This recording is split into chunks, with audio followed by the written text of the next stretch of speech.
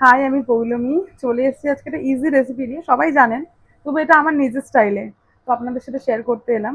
আজ বানাচ্ছি chilli chicken. প্রথমে আমরা একটা পেস্ট বানিয়ে নিয়েছি। এখানে আছে আদা, রসুন, পেঁয়াজ, লঙ্কা।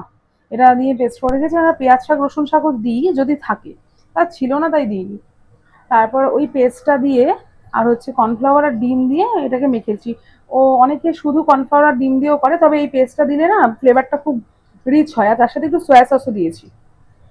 আর চিকেনটা আনার পরে আগে ধুয়ে আমি একটু গোলমরিচ আর নুন আর ভিনিগার মাখিয়ে রেখেছিলাম। ওটা ধুয়ে নিয়ে পরিষ্কার করে নিয়ে তারপরে এই পেস্টটা দিয়ে আর কর্নফ্লাওয়ার আর ডিম দিয়ে মেখে রেখেছি।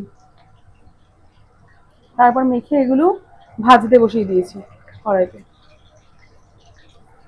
এভাবে দুবারে ভেজে নেবো সব কটা।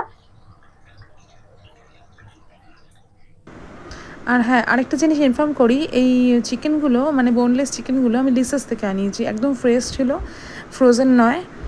আর মানে এত পরিষ্কার ছিল, আমি জাস্ট দুবার এনে ধুয়েছি, একদম ক্লিন হয়ে গেছে। আমি চিকেনের কোটিংটাও খুব হালকা করেছিলাম, মানে বেশি মোটা কোটিং হয়ে গেলে না মুখে জাস্ট ওটাই লাগে, মানে কর্নফ্লাওয়ার বা অ্যারারুট যেটা দিয়ে করেন ওটাই বেশিক্ষণ মুখে লাগে আর কি।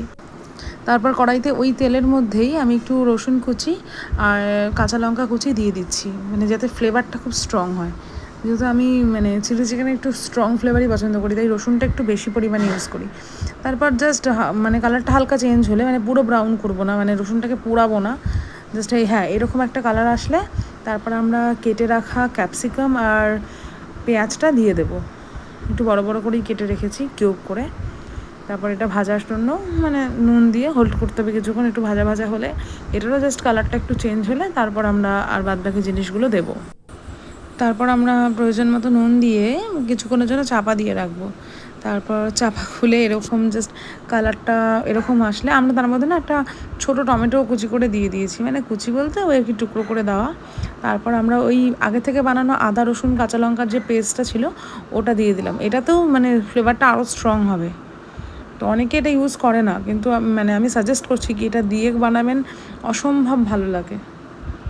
তারপর ভালো করে নেড়েচেড়ে নিতে হবে যতক্ষণ ওই আদা রসুনের কাঁচা গন্ধটা চলে না যাচ্ছে।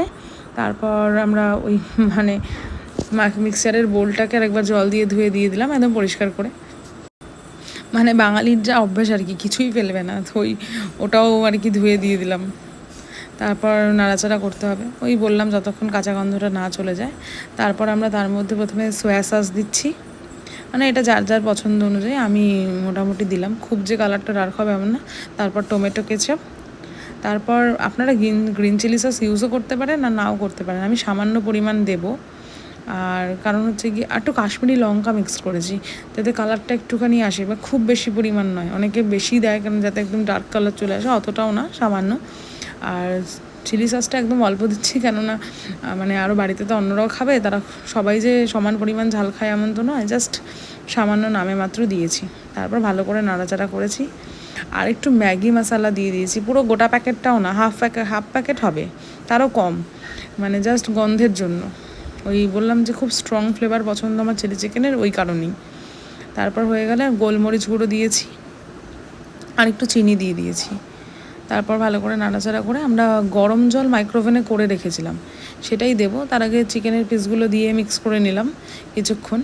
মিক্স করার পরে আমরা গরম জলটা আস্তে আস্তে মানে ওই 2-3 মিনিট মতো দিয়ে ফুটিয়ে রেখেছিলাম, তারপর দিয়ে নিয়েছি। অ্যাকচুয়ালি মানে আজকে ড্রাই চিলি চিকেন নয়, গ্রেভি করছি, তাই জলটা দিলাম। মানে তারপর জলটা একটু ফুটে ফুটে আসলে আমরা একটু কর্নফ্লাওয়ার গুলে রেখেছিলাম সেটা দিয়ে দেবো।